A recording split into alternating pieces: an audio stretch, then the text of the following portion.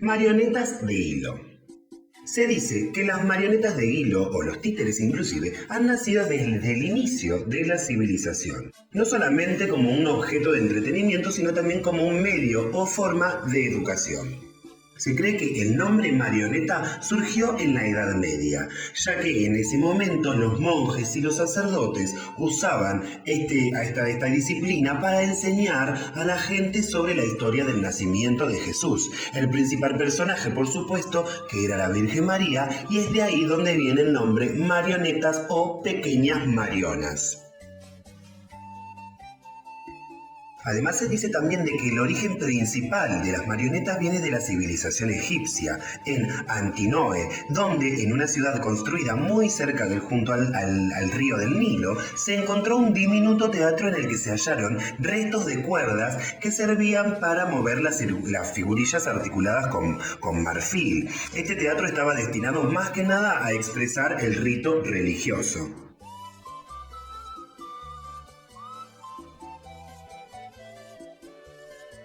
Las marionetas son figuras que representan seres humanos, representan animales o pueden representar también seres ficticios o mitológicos, hechos de diferentes materiales. Tienen los segmentos corporales bien articulados que son accionados por hilos conectados a una cruz o una guía.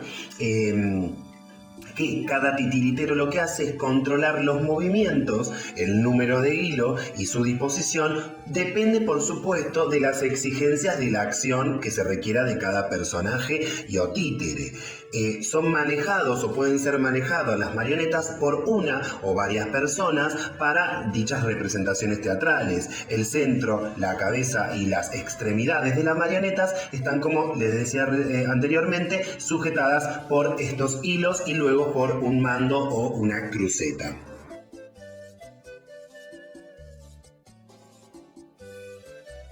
La ubicación espacial en la que se encuentra el titiritero en relación con el títere es casi siempre detrás y o arriba de este.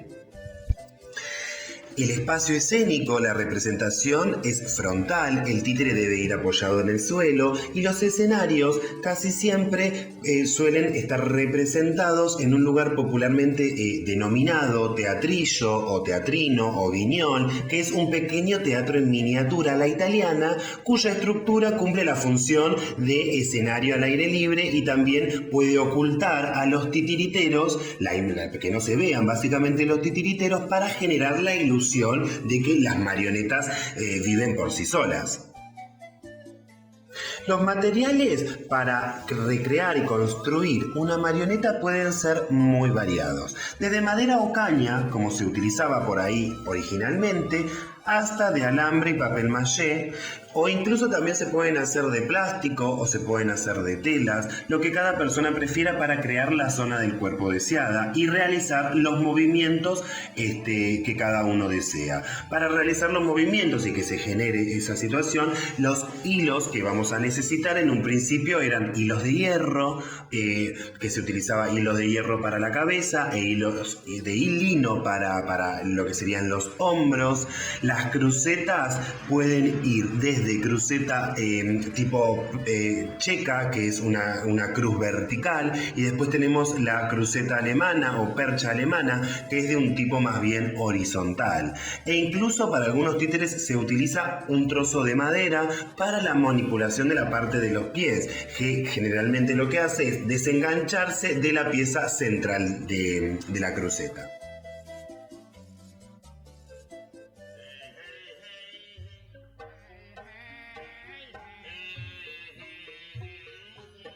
Títeres de varilla.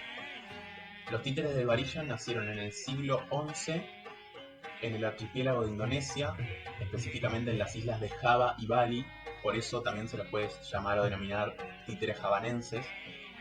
Nacieron en el teatro Wayang Golek, que era un teatro que representaba los dos poemas épicos religiosos más importantes del hinduismo, que eran el Ramayana o Ramayana y el Mahabharata.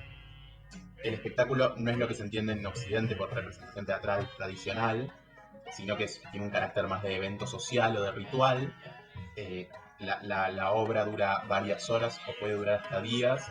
La gente puede comer, puede hablar, puede no estar prestando atención a lo que pasa en el escenario, pero eso es válido, es parte del espectáculo. Y recién se expandió esta técnica a Europa a principios del siglo XX, a partir de los experimentos de un director en Viena que se llamaba Richard Teschner. Es un títere que tiene un eje central en el que están la cabeza y el tronco. De ese tronco se desprenden dos brazos que son articulados en los codos y a veces en las muñecas, y esos brazos son los que tienen adosados varillas para movilizarlos. Entonces, en el caso de ser un titiritero, sostiene con un brazo el eje central y con el otro manipula las varillas, y en el caso de ser dos titiriteros, que puede darse también, un titiritero sostiene el eje central y el otro manipula las varillas. También puede tener un mecanismo, el eje central, que se denomina pistola y que permite movilizar partes de la cara, los ojos, la boca, los labios. La varilla puede estar visible o puede estar oculta debajo de las ropas, es un títere de varilla, igual, por ejemplo el de Wayang Golek tiene las varillas visibles, y en África, que tienen toda una tradición también de títeres de varilla, las varillas están ocultas debajo de los trajes, de la vestimenta del títere. También es una técnica que puede funcionar como complementaria de otras técnicas, por ejemplo un títere de guante que tiene varillas en alguna parte para movilizar las alas, los brazos, el cuello, la cola, alguna parte del personaje. En torno a la manipulación hay una distancia entre el titiritero y el objeto, que es la distancia propia de las varillas. Las varillas pueden estar debajo, detrás o en algunos casos arriba. El titiritero manipula desde abajo, por eso la escenografía debe ser una escenografía alta que permita ocultar al titiritero y la movilidad del mismo.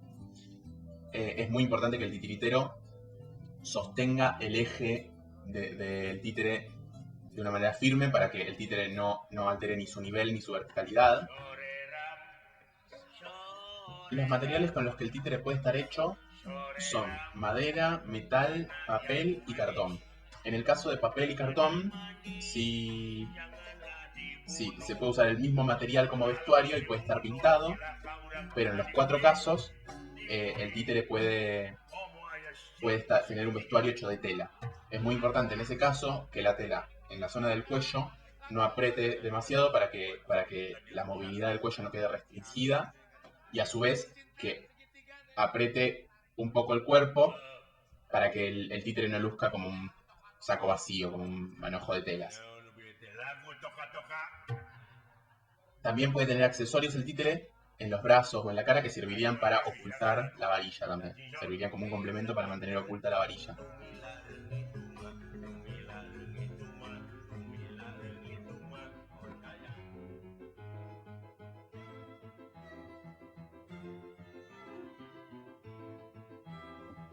Pupi siciliani.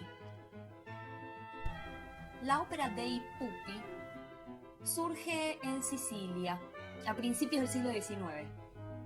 Es de carácter popular, lo que quiere decir que surge como otra forma de hacer llegar a las clases más populares historias, ya sea inspiradas en literatura caballeresca medieval, que es un género que prima en este tipo de títeres, o también para hacer llegar historias sobre los poemas italianos renacentistas o vida de los santos, o incluso historias de bandidos famosos, o historias recientes también. Las dos escuelas de marionetas más importantes de Sicilia fueron Palermo y Catania, y cerca de 1800 ya habían dos grandes familias que se dedicaban a la realización de los pupis, que eran la familia Greco y la familia Carino. Familias que el día de hoy siguen conservando esa tradición de elaboración de los pupis y creación de los espectáculos. La ópera de Pupi siempre buscó reflejar un sentimiento de conciencia, de identidad, un sentimiento de pertenencia que poseían los sicilianos.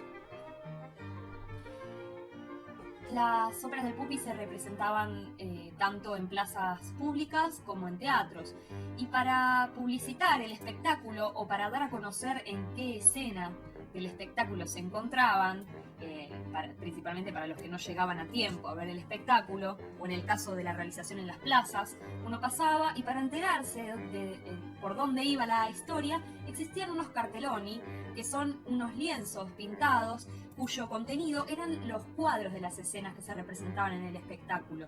Entonces, de esa manera, la persona que pasaba por ahí veía el cartel y podía saber en qué parte o por qué parte iban de la obra o de qué se trataba el espectáculo. El espectáculo era de carácter popular, de modo que su publicidad debía estar al alcance de todos. Por esta razón, en los lienzos primaba el dibujo y la pintura, y apenas entre cuadro y cuadro había un título a modo de síntesis o de rótulo de este cuadro, pero en líneas generales los carteloni no poseían texto más que el título. El género caballeresco era el que primaba en las historias de los pupis, como dijimos antes, y la mayoría de las representaciones eran acompañadas por una música que sonaba de un piano cilindro. El piano cilindro tiene la particularidad de ser un piano, es como la unión entre un piano y una caja musical, tamaño piano chiquito, digamos, suelen ser verticales, y tiene un mecanismo que permite grabar las canciones o una secuencia sonora, melódica, y de ese modo las podés reproducir en el momento de la escena que quieras. Así se identificaban también escenas, momentos específicos como la batalla con una música particular.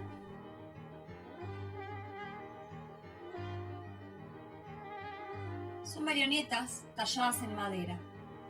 Pueden medir entre 80 y 130 centímetros y pesar desde 8 a 35 kilos.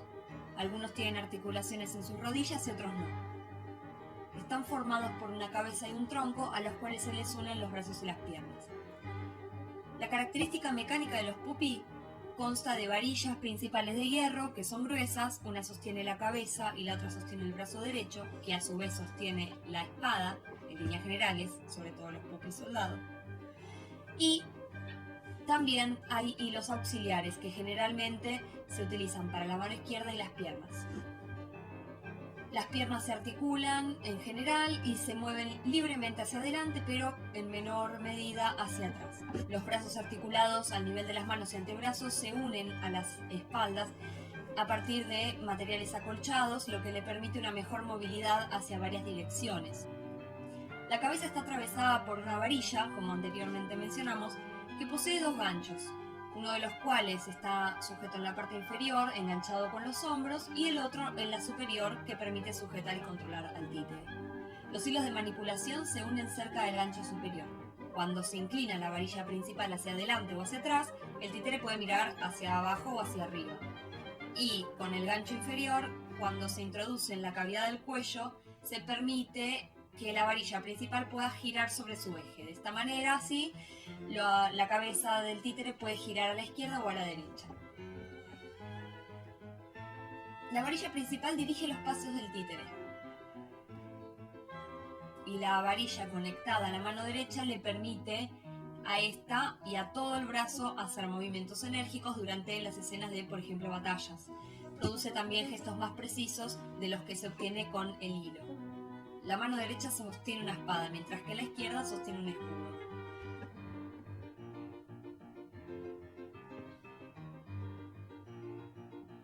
Los pupis son diferentes a otros títeres, por las obras que interpretan, por su estilo figurativo, por su interpretación, organización técnica, escénica y por su mecanismo. En cuanto a los tipos o personajes, priman los caballerescos, soldados y ornamentados, pero además hay reyes, damas, doncellas, civiles, prelados. Son todos pupi vestidos con telas. Pupis que, si uno les cambia las cabezas por repuestos y quitando una armadura, cambiándola por otra, un solo pupi puede llegar a ser varios personajes, según lo que se necesite o se requiera para ese espectáculo. Los pupis caballeros poseen una armadura que está forjada en latón, cobre o níquel, con otros materiales. La ornamentación incluye además emblemas que, junto con el resto del vestuario, se permite una identificación de los personajes principales. Las marcas de identificación son importantes y varían según cada región. Son importantes sobre todo porque le permite a los espectadores reconocer inmediatamente a los héroes. También hay títeres no humanos, títeres como los caballos, leones, ciervos, perros y algunas criaturas sobrenaturales también, tales como las serpientes, los demonios, ángeles, dragones, sirenas, centauros.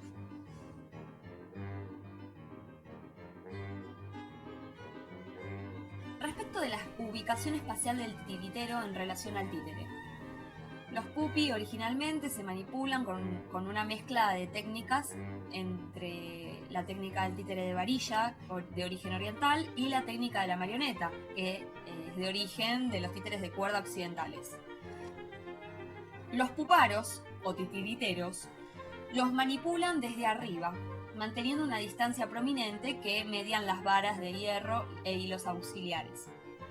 En líneas generales, o en la actualidad, quizás no es tan importante el hecho de cubrir al puparo como lo es en otros casos, en otras técnicas de manipulación de títeres.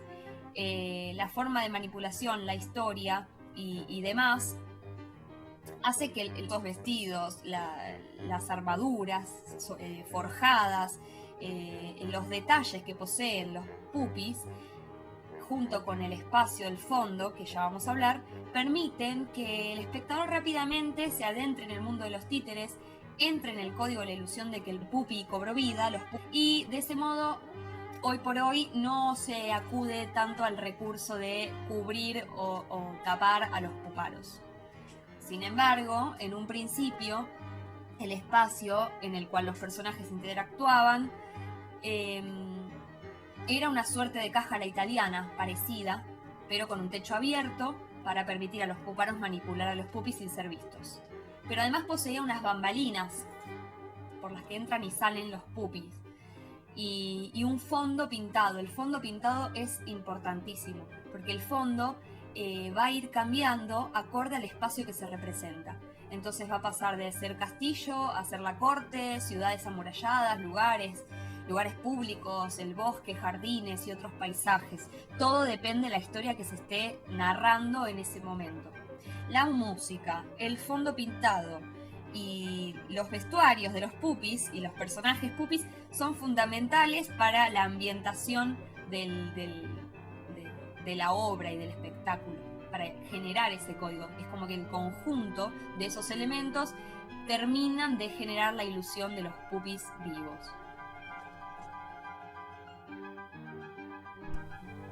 Por último, para la construcción de los pupis se utilizan materiales como madera, metales, telas y materiales acolchados para las partes blandas de los hombros, y en algunos casos de los torsos, y pintura para los rostros y detalles. Para ejemplificar los materiales y la composición de un pupi soldado, a continuación voy a citar a Giacomo Cuticchio, que en el programa sobre los pupi del Museo de Pitré hace una descripción de un pupi paladino o paladín que está buena para tener una noción, un ejemplo de los materiales que se utilizaban y de el detalle que poseen los pupis. Cito: pupi paladino paladín, con armadura forjada en metal fino, cabeza tallada en madera, posee escudo y casco. En la palma de la mano derecha y sobre lo que sería la pierna derecha, hilos que le permiten al titiritero manipular brazo con el escudo y mover ampliamente su pierna derecha.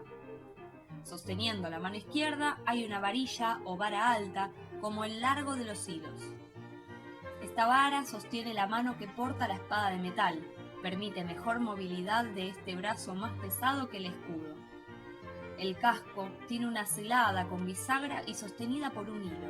A la hora de la batalla, el pupi con su mano de sable puede bajar y de ese modo proteger su rostro durante la batalla. Luego con el hilo se tira y vuelve a subirse el rostro del pupi.